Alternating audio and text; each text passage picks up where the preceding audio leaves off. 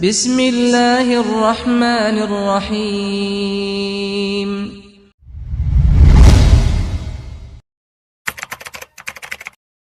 Alihi wa sahbihi ajma'in. Subhanaka la ilma lana illa ma 'allamtana innaka antal alimul hakim. Allahumma 'allimna ma yanfa'una wanfa'na bima 'allamtana wa zidna ilman ya karim.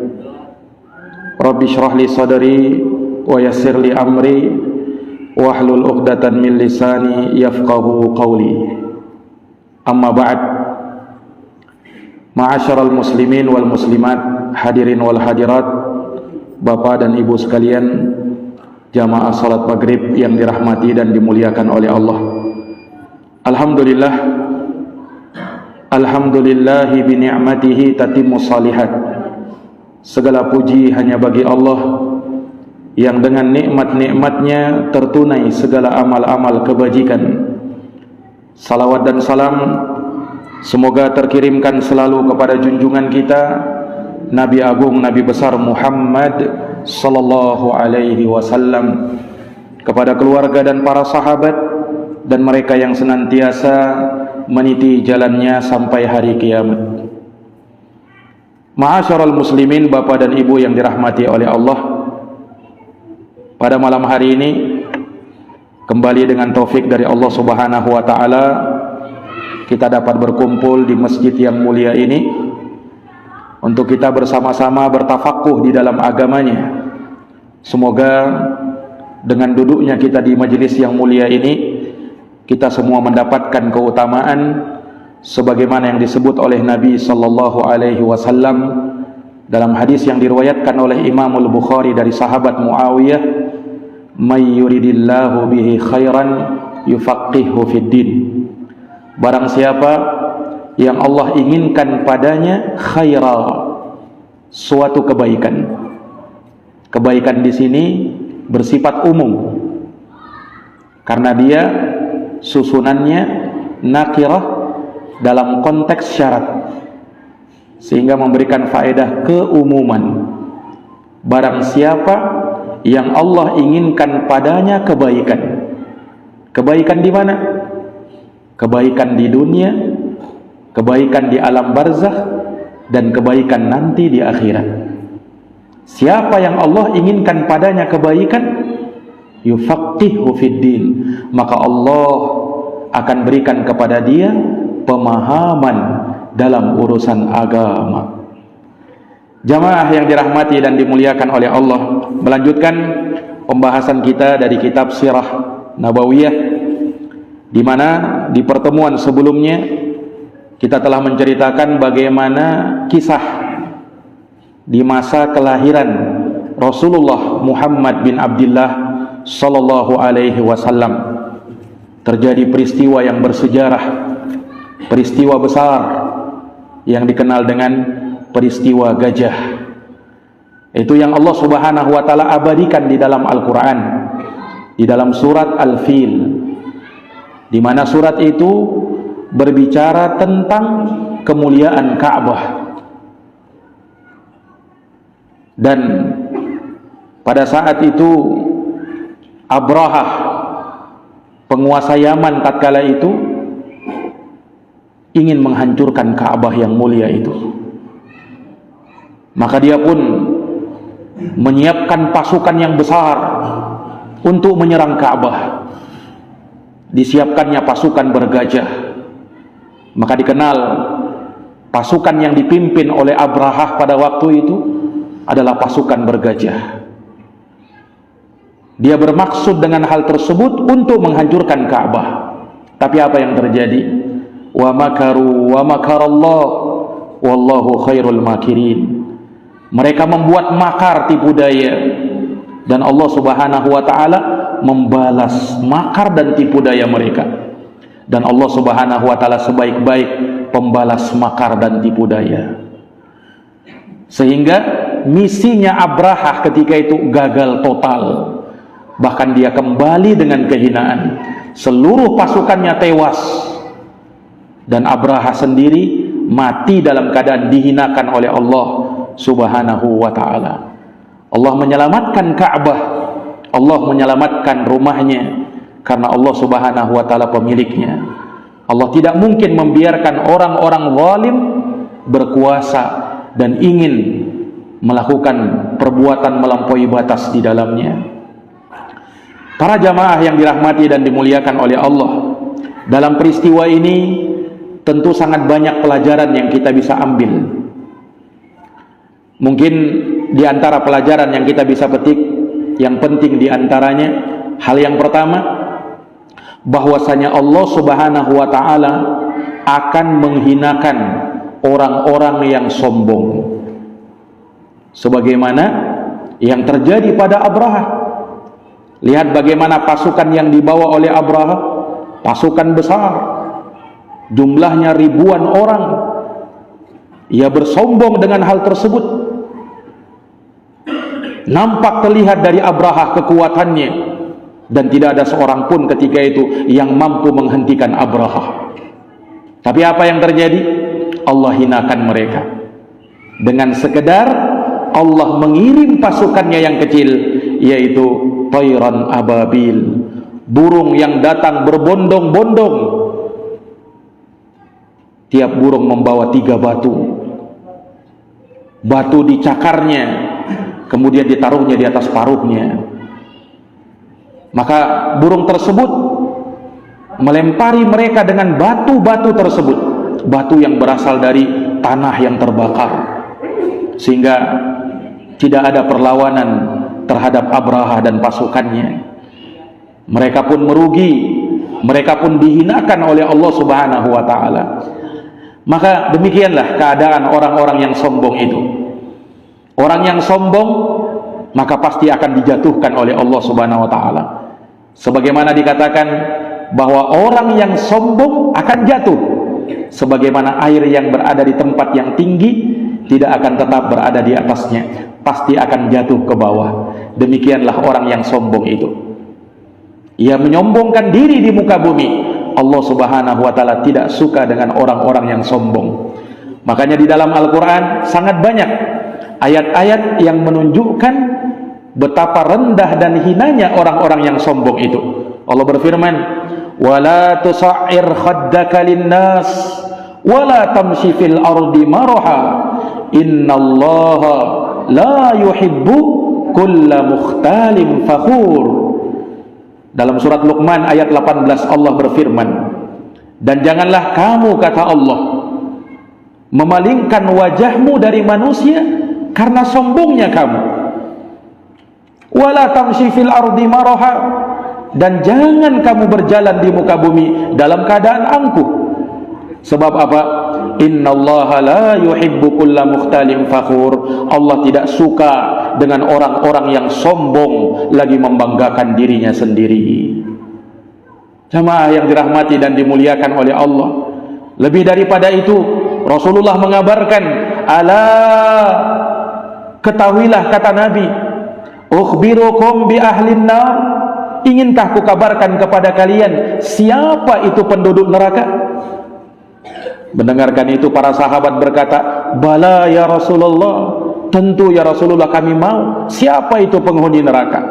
Maka Rasulullah bersabda, "Kullu utullin jawadhin mustakbir." Penghuni neraka adalah setiap orang yang berperangai kasar, keras, jawab. Dia adalah orang yang tamak lagi rakus, mustakbir, dan dia orang yang sombong lagi angkuh. Inilah ciri penduduk neraka, kata Nabi sallallahu alaihi wasallam dalam hadis yang diriwayatkan oleh Imam Bukhari dan Imam Muslim. Bagaimana orang yang sombong itu? Nabi sendiri yang menjelaskannya. Dalam sebuah hadis yang diriwayatkan oleh Imam Muslim, Rasulullah pernah bersabda, "La yadkhulul jannata man kana fi qalbihi misqala darratin min kibrin."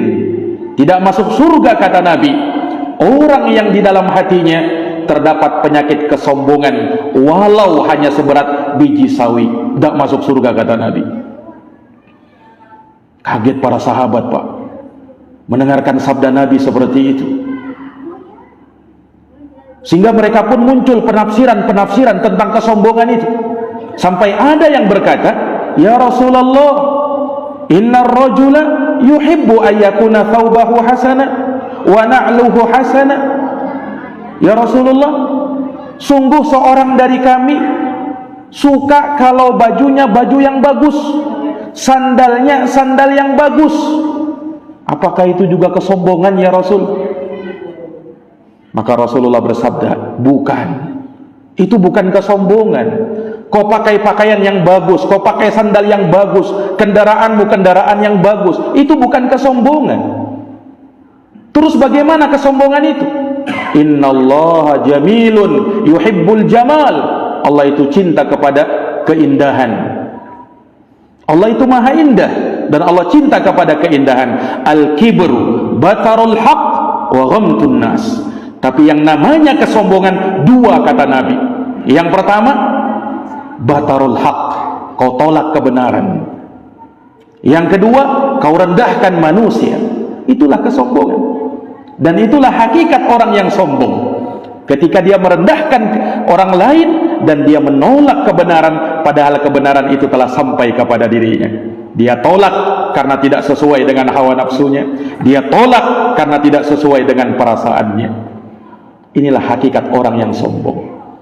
Dan Allah Subhanahu wa ta'ala tidak cinta kepada orang-orang yang sombong seperti itu.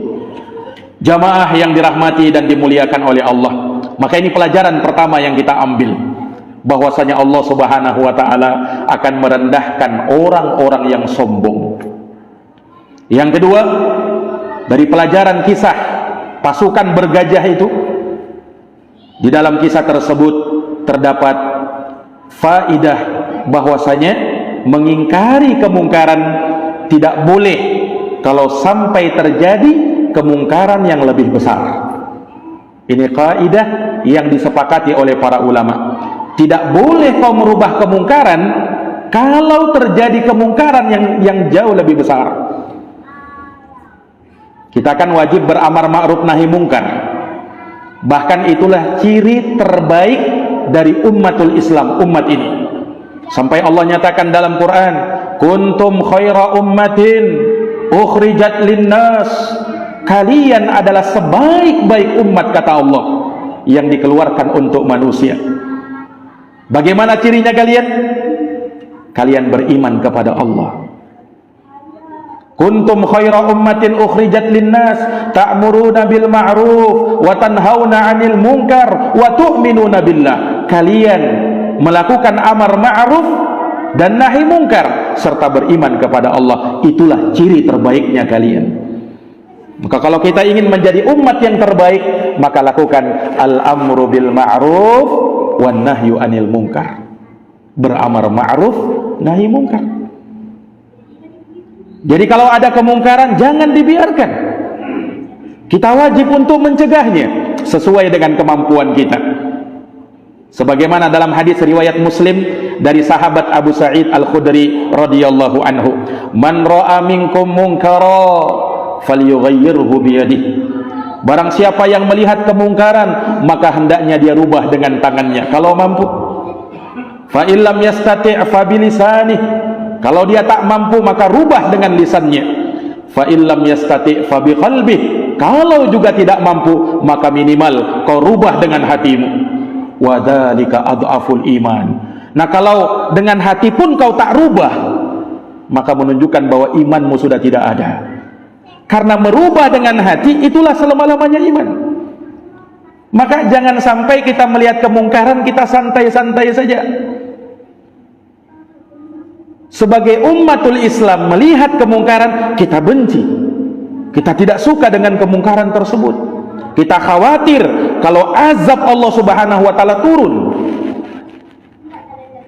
Ini jamaah sekalian yang dirahmati oleh Allah, sebab kemungkaran itu mengundang murkanya Allah Subhanahu wa ta'ala. Kalau kita sudah tidak beramar ma'ruf nahi mungkar, dikhawatirkan Allah turunkan azab, semuanya kena. Yang melakukan kemungkaran kena, yang tidak melakukan juga kena. Kenapa? Karena dia tidak merubah kemungkaran itu.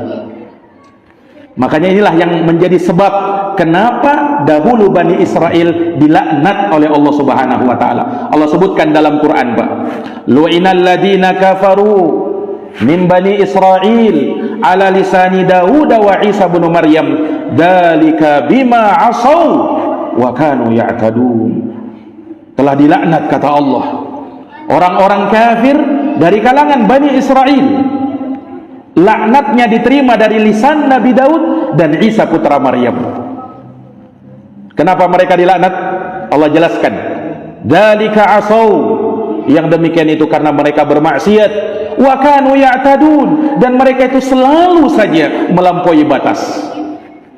Bentuk pelampauan batas itu banyak. Bagaimana bentuk pelampauan batas Bani Israel sehingga mereka dilaknat oleh Allah? Allah terangkan dalam ayat ini. Kanu, mereka itu, kata Allah, la yatanahawna am munkarin fa'aluh, tidak saling mencegah kemungkaran yang terjadi di antara mereka. Nah, inilah bentuk pelampauan batas mereka. Dia mampu merubah kemungkaran tersebut, tapi dia tidak rubah. Maka sungguh, kata Allah Subhanahu wa ta'ala, sangat buruk apa yang telah mereka lakukan itu. Maka kewajiban kita untuk beramar ma'ruf nahi mungkar. Para jamaah yang dirahmati oleh Allah, tapi melakukan amar ma'ruf nahi mungkar ada syaratnya. Terkhusus dalam pembahasan kita, ketika kita mau merubah kemungkaran, tidak boleh kalau sampai terjadi kemungkaran yang jauh lebih besar. Makanya jamaah sekalian, di dalam Quran Allah melarang kita mencela sesembahan-sesembahan selain Allah. Kenapa? Padahal ada maslahatnya kan? Tentu sebagai orang yang beriman kita yakin bahwa sesembahan yang benar cuma Allah, yang berhak untuk disembah cuma Allah. Tapi dilarang dalam Quran, Pak. Allah berfirman, wala tasubbul ladina yad'una min dunillah, jangan kalian mencela sesembahan orang-orang yang musyrikin yang mereka menyembah selain Allah. Mengapa dilarang? Sebab kalau kalian cela, mereka akan balas mencela Allah, dan ini kemungkaran yang lebih besar. Allah berfirman, fayasubbullaha adwan bighairi ilm, sehingga mereka pun bisa mencerca Allah, bisa mencela Allah, balas mencela Allah Subhanahu wa ta'ala tanpa ilmu, dengan melampaui batas. Orang-orang kafir, orang-orang musyrikin. Ini jamaah sekalian yang dirahmati oleh Allah. Mengapa? Karena kaidah ini tadi, tidak boleh merubah kemungkaran kalau akan terjadi kemungkaran yang jauh lebih besar. Para jamaah yang dirahmati dan dimuliakan oleh Allah, di masa Nabi tidak memerangi orang-orang munafik, Pak. Orang munafik kan yang memang menyembunyikan kekafirannya. Dia tampakkan keislamannya, tapi dia sembunyikan kekafirannya. Nabi tidak perangi mereka. Yang diperangi oleh Nabi yang betul-betul menampakkan kekafiran dan permusuhan kepada Islam. Mengapa orang munafik tidak diperangi? Padahal mereka jelas-jelas orang kafir juga. Dilarang oleh Nabi. Sebab apa? Jangan sampai orang-orang menuduh bahwasanya Muhammad sallallahu alaihi wasallam membunuh kawannya sendiri, membunuh sahabatnya sendiri. Karena orang tahu bahwa itu sahabatnya Rasul. Sebagian orang-orang munafik itu. Nah, ini para jamaah yang dirahmati oleh Allah. Dari mana kita dapatkan faedah ini? Lihat jamaah sekalian, kisah Abraha yang pernah kita bacakan di pertemuan yang lalu. Kan sebahagian orang Arab ketika itu menolak si Abraha ini dengan caranya. Bagaimana caranya dia? Ini yang membuat Abraha akhirnya murka kan? Sampai dia mau menyerang Ka'bah, mau menghancurkan Ka'bah gara-gara ulah orang ini. Disebutkan bahwa orang ini ketika dia jengkel sama Abraha, yang mana Abraha itu membuat suatu bangunan tempat ibadah yang mau menyaingi Ka'bah, dan Abraha ingin supaya manusia jangan lagi pergi ke Ka'bah, tapi pergi ke tempat ibadahnya dia. Orang-orang tidak suka. Maka ada salah seorang ketika itu yang datang, dia menyelinap kemudian buang air di tempat rumah ibadahnya si Abraha tadi. Nah, maksudnya mungkin dia baik ya kan, ingin menolak kekafiran dan kemusyrikan Abraha. Tapi apa yang terjadi? Setelah itu terjadi kemungkaran yang lebih besar. Abraha ingin menghancurkan Ka'bah. Walaupun setelah itu Allah Subhanahu wa ta'ala gagalkan. Ini para jamaah yang dirahmati dan dimuliakan oleh Allah, menunjukkan kepada kita bahwa kalau kita ingin merubah kemungkaran, maka lihat dulu, pertimbangkan dulu. Disinilah fakihnya seseorang dalam menilai sesuatu. Para jamaah yang dirahmati dan dimuliakan oleh Allah Subhanahu wa taala. Kemudian faedah yang ketiga yang kita bisa ambil dari kisah Abrahah, bahwasanya kita bisa lihat keteladanan dari seekor gajah.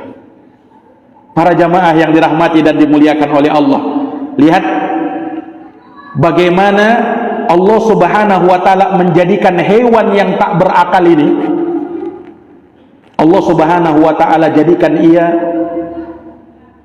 tidak ingin dan tidak mau untuk merusak simbol-simbol kebesaran Allah Subhanahu wa taala. Makanya kita lihat dalam kisah itu kan, ketika gajah itu sudah mulai mendekati Makkah, maka dia langsung apa? Langsung turun. Tidak mau maju dia. Orang-orang pun heran, ada apa dengan gajah ini? Serentak mereka seperti itu. Ketika dibalikkan, oh maka dia berjalan dengan sangat cepatnya. Tapi kalau diarahkan ke Ka'bah, dia langsung merunduk. Subhanallah. Dari sini kita bisa melihat hewan saja, subhanallah, hewan saja Allah Subhanahu wa taala jadikan hati nurani pada dirinya, sehingga dia tidak berani untuk melanggar, menghancurkan simbol-simbol kebesaran Allah Subhanahu wa taala. Dia takut untuk bisa menodai perkara yang terhormat di sisi Allah, apalagi Ka'bah yang menjadi simbol besar agama kita, agama Islam. Ini jamaah sekalian yang dirahmati oleh Allah. Nah, ini berbeda dengan keadaan sebahagian manusia yang luar biasa. Pada sebagian mereka yang kafir, yang munafik, banyak di antara mereka yang berani mengolok-olok simbol kebesaran Allah, melecehkan, menghinakan perkara-perkara yang terhormat di sisi Allah Subhanahu wa taala. Simbol-simbol agama dihinakan, simbol-simbol agama dilecehkan oleh dia. Subhanallah. Orang yang seperti ini, naam, sungguh lebih rendah dan lebih hina daripada binatang. Binatang saja masih ada hati nurani untuk tidak mau merusak simbol-simbol kebesaran Allah. Tapi sebahagian manusia itu, lihat, sehingga binatang saja masih lebih mulia daripada dia.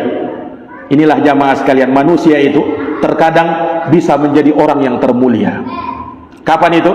Ketika dia menanamkan iman dalam dirinya, dia akan menjadi orang yang paling mulia sesuai dengan firman Allah, walaqad karramna bani Adam.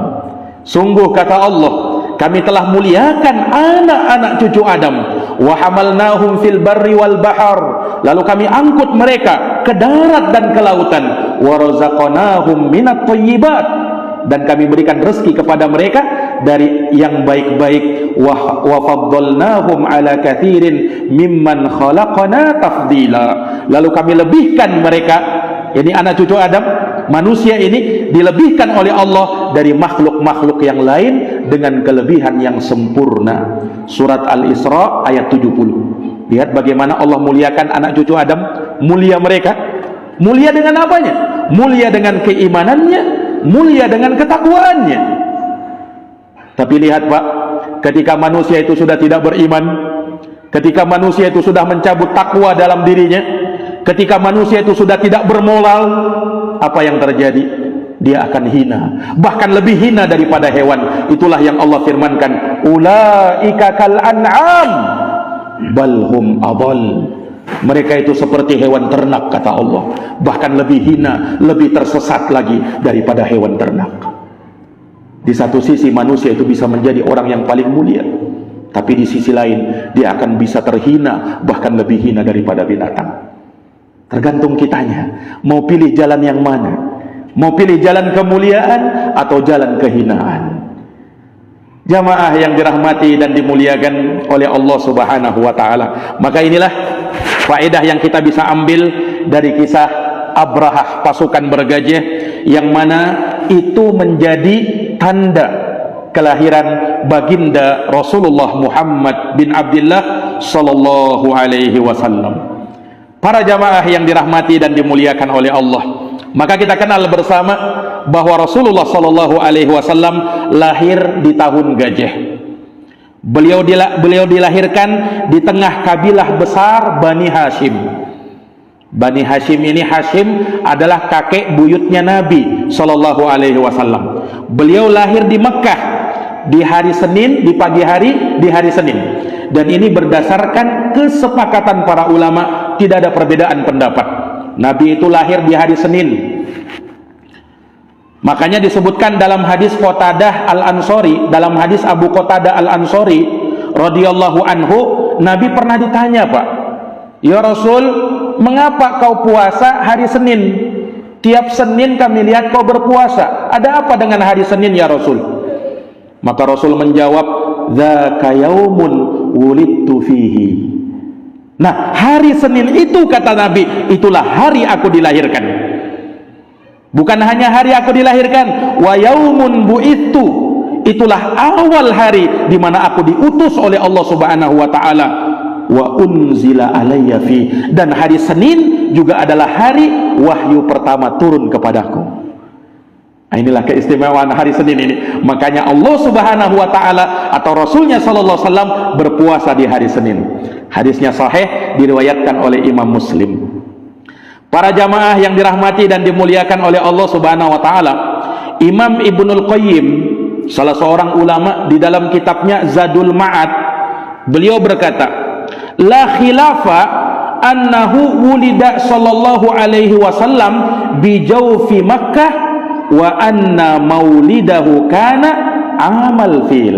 Kata beliau, tidak ada perbedaan pendapat di kalangan ulama bahwasanya Rasul Shallallahu Alaihi Wasallam itu lahir di tengah-tengah kota Makkah dan beliau lahir di tahun gajah. Nah, ini tidak ada perbedaan, tidak ada silang pendapat di kalangan para ulama rahimahumullahu taala. Jamaah yang dirahmati oleh Allah, tentunya kaum muslimin berbahagia dengan kelahiran Rasulullah Muhammad sallallahu alaihi wasallam. Makanya sebahagian ulama menyebutkan di antara cara yang disyariatkan sebagai bentuk syukur kita kepada Allah Subhanahu wa taala dengan kelahiran Rasulullah SAW, gembiranya kita dengan kelahiran orang yang termulia ini, Rasulullah Muhammad SAW, maka berpuasalah di hari Senin. Karena Nabi SAW berpuasa di hari beliau dilahirkan, pada setiap pekannya. Ini para jamaah yang dirahmati dan dimuliakan oleh Allah Subhanahu wa taala. Terkait dengan tanggal kelahiran Nabi, nah inilah ulama beda pendapat. Adapun bulannya, jumhur ulama berpendapat Nabi lahir itu di bulan Rabiul Awal. Itu pendapat jumhur ulama, mayoritas ulama. Sekalipun ada yang berpendapat Nabi itu lahir di bulan Ramadan. Tetapi yang lebih kuat, yang lebih rajih, Nabi dilahirkan pada bulan Rabiul Awal. Tanggalnya, nah ini lebih kuat lagi perbedaan pendapat ulama di sana. Ada yang mengatakan Nabi itu lahir pada tanggal 2 Rabiul Awal. Ada yang mengatakan tanggal 8, ada yang mengatakan tanggal 9, ada yang mengatakan tanggal 10, ada yang mengatakan tanggal 17, ada yang mengatakan tanggal 12 atau 22. Yang paling masyhur di tengah kaum muslimin, Nabi lahir pada tanggal 12 Rabiul Awal. Itu yang paling masyhurnya. Sekalipun di sana ada pendapat yang juga lebih kuat, yaitu Nabi SAW lahir pada tanggal 9 Rabiul Awal. Ini jamaah sekalian yang dirahmati oleh Allah. Dan itu kata para ulama setelah diteliti bertepatan dengan tanggal 22 April tahun 571 Masehi. Tanggal 22 April tahun 571 Masehi. Nah, ini kelahirannya Nabi kita Muhammad sallallahu alaihi wasallam. Jamaah yang dirahmati dan dimuliakan oleh Allah, siapa bidannya? Ketika Nabi SAW lahir kan, tentunya ada bidannya. Siapa bidannya? Disebutkan oleh para ulama bahwa bidannya, ya, ketika Nabi SAW itu lahir adalah seorang wanita yang bernama Ashifa bintu Amr. Namanya Syifa binti Amr. Syifa binti Amr ini adalah ibunda sahabat Rasul yang bernama Abdurrahman bin Auf. Nah, inilah bidan Rasulullah Shallallahu Alaihi Wasallam ketika Rasulullah lahir, yang mengurusnya adalah Syifa bintu Amr ini, ibundanya sahabat Nabi yang bernama Abdurrahman ibnu Auf radhiyallahu taala anhu. Para jamaah yang dirahmati dan dimuliakan oleh Allah Subhanahu wa taala, ketika Nabi Shallallahu Alaihi Wasallam lahir, terjadi peristiwa-peristiwa yang besar. Disebutkan oleh para ahli sejarah, ada riwayat-riwayat yang menyebutkan bahwa saat Nabi Shallallahu Alaihi Wasallam lahir, maka terjadilah apa yang terjadi pada waktu itu, hal-hal yang sangat aneh dan sangat mengherankan. Disebutkan dalam kitab Rahiqul Maktum bahwasanya ketika Nabi SAW lahir, 10 buah balkon istana Kisra tiba-tiba jatuh. Kemudian ditambah lagi bahwa api yang biasa disembah oleh orang-orang Majusi tiba-tiba padam. Tidak pernah api itu padam. Tapi pada saat dilahirkannya Nabi, ya, menurut ahli sejarah, tiba-tiba apinya yang disembah oleh orang Majusi ini penyembah api, Pak, tiba-tiba padam pada waktu itu.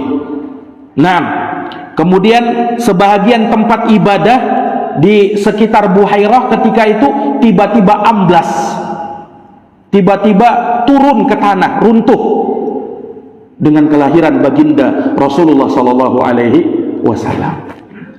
Dan ada riwayat yang sahih yang menyebutkan bahwa ketika Rasulullah lahir, tiba-tiba ya memancarlah cahaya, yang cahaya tersebut menyinari sampai ke istana-istana di negeri Syam. Subhanallah. Lihat bagaimana kemuliaan lahirnya Rasulullah Sallallahu Alaihi Wasallam tatkala itu. Dan ini para jamaah yang dirahmati dan dimuliakan oleh Allah, berdasarkan riwayat-riwayat yang menyebutkan hal tersebut. Disebutkan dalam riwayat Imam Ahmad dari sahabat Al-Irbad ibnu Sariyah radhiyallahu anhu, Nabi sendiri yang bilang, "Ana da'watu Abi Ibrahim." Saya ini, kata Nabi, adalah doa dari bapakku, yaitu Nabi Ibrahim alaihi salam. Wa bisyarah Isa qaumahu, dan aku juga adalah kabar gembira yang disebutkan oleh Nabi Isa kepada kaumnya. Wa ru'ya ummi allati ra'at, dan aku juga adalah mimpi ibundaku yang ia lihat di dalam mimpinya. Ka'annahu kharaja minha nurun adha'at lahu qusur Syam.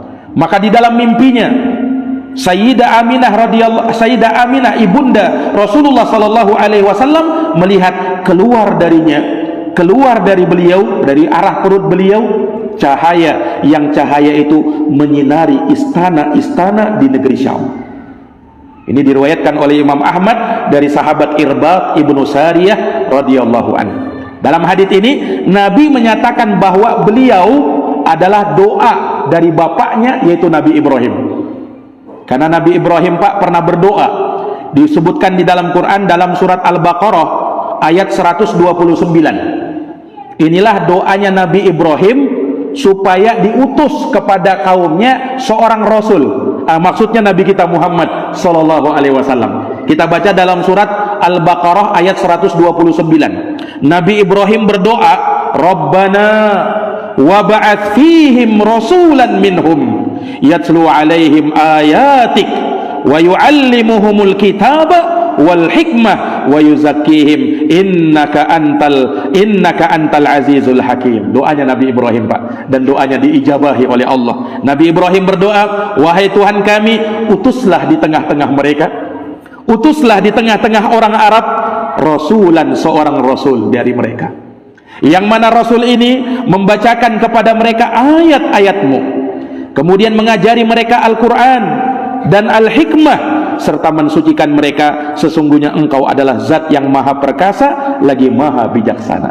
Inilah maksudnya Nabi, ya, aku adalah doanya bapakku Nabi Ibrahim. Kemudian bisyarahnya Nabi Isa, Rasulullah itu bisyarahnya Nabi Isa, kabar gembiranya Nabi Isa. Inilah yang kita bisa baca, Pak, dalam surat As-Saff ayat yang ke-6.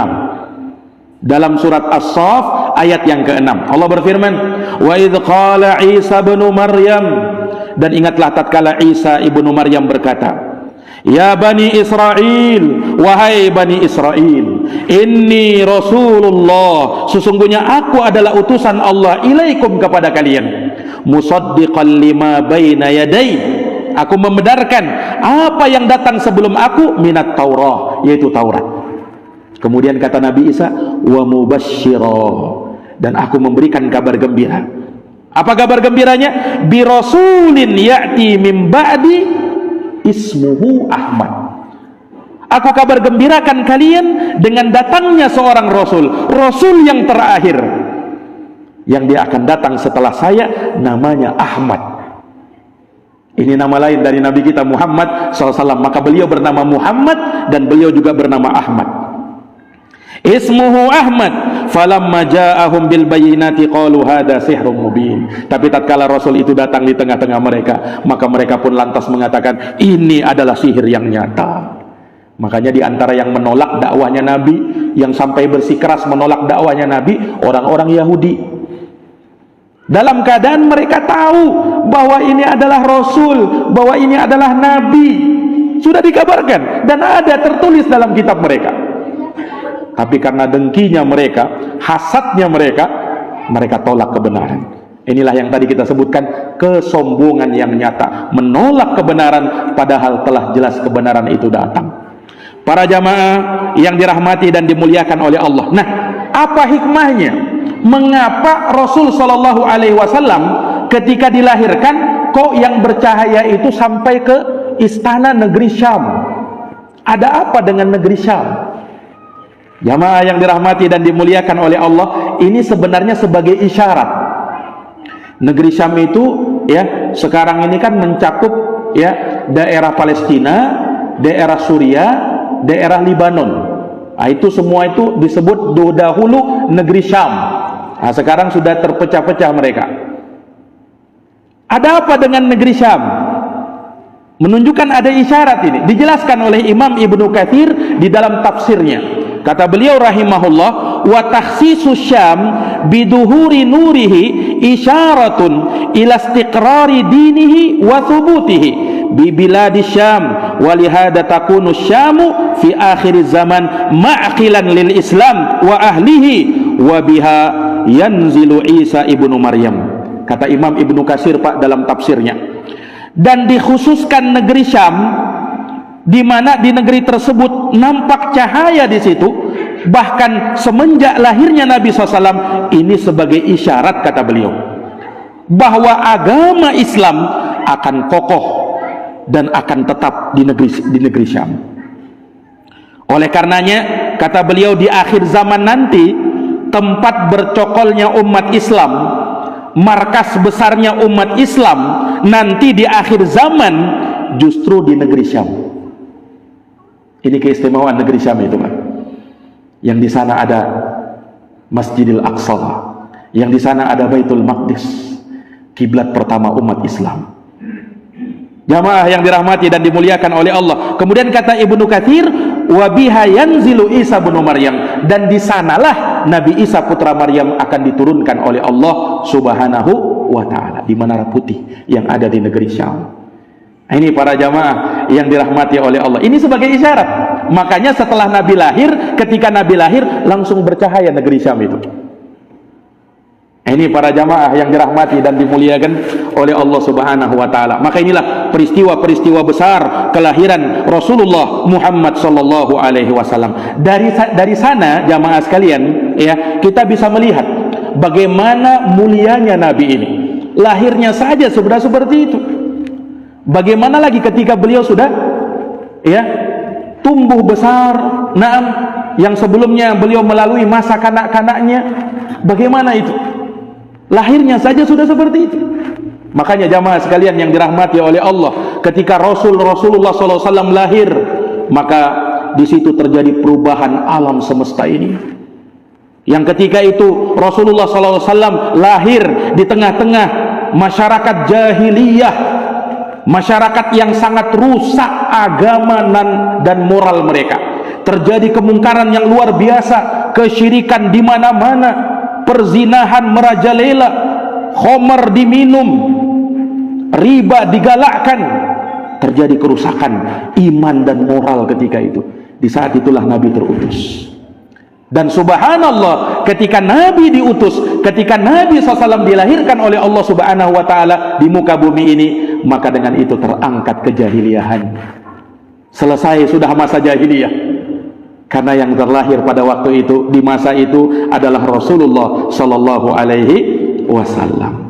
Makanya Nabi SAW diutus oleh Allah Subhanahu wa Ta'ala untuk mengeluarkan manusia minad dhulumati ilan nur, dari lembah gelap gulita menuju cahaya terang benderang. Di saat inilah Pak, Nabi SAW diutus oleh Allah. Allah sudah melihat bagaimana kerusakan manusia ketika itu. Disebutkan dalam hadis yang diriwayatkan oleh Imam Muslim, Allahu nadhara ila ahlil ard, Allah melihat kepada penduduk bumi, famaqatahum arabahum wa ajamahum, maka Allah murka dengan mereka, baik orang Arabnya ataukah orang ajamnya. Illa baqaya min ahlil kitab, kecuali hanya segelintir manusia saja, sisa-sisa dari kalangan ahlul kitab, kata Rasulullah Sallallahu Alaihi Wasallam. Di saat itulah Nabi terutus Pak. Para jamaah yang dirahmati dan dimuliakan oleh Allah Subhanahu wa Ta'ala, bagaimana saat Nabi SAW dilahirkan, dan bagaimana Nabi SAW dirawat oleh orang-orang yang merawat beliau, bagaimana saat Nabi SAW tumbuh besar, dengan siapa Nabi SAW berteman, dengan siapa Nabi SAW bermain, apa yang terjadi pada diri Nabi SAW. Para jamaah yang dirahmati oleh Allah, insyaallah ta'ala di pertemuan yang akan datang kita akan sebutkan lagi bagaimana kisah-kisah yang mulia ini akan kita bacakan dari Al-Quran dan juga hadits-hadits Nabi Sallallahu Alaihi Wasallam. Mudah-mudahan kita dapat faidah dan pelajaran darinya. Jazakumullah khairan atas perhatiannya, mohon maaf atas segala kekurangannya. Kita akhiri dan kita tutup dengan doa kafaratul majlis. Subhanakallahumma wa bihamdika asyhadu an la ilaha illa anta astaghfiruka wa atubu ilaik. Subhana rabbika rabbil izzati amma yasifun wa salamun alal mursalin walhamdulillahi rabbil alamin. Wassalamu alaikum warahmatullahi wabarakatuh.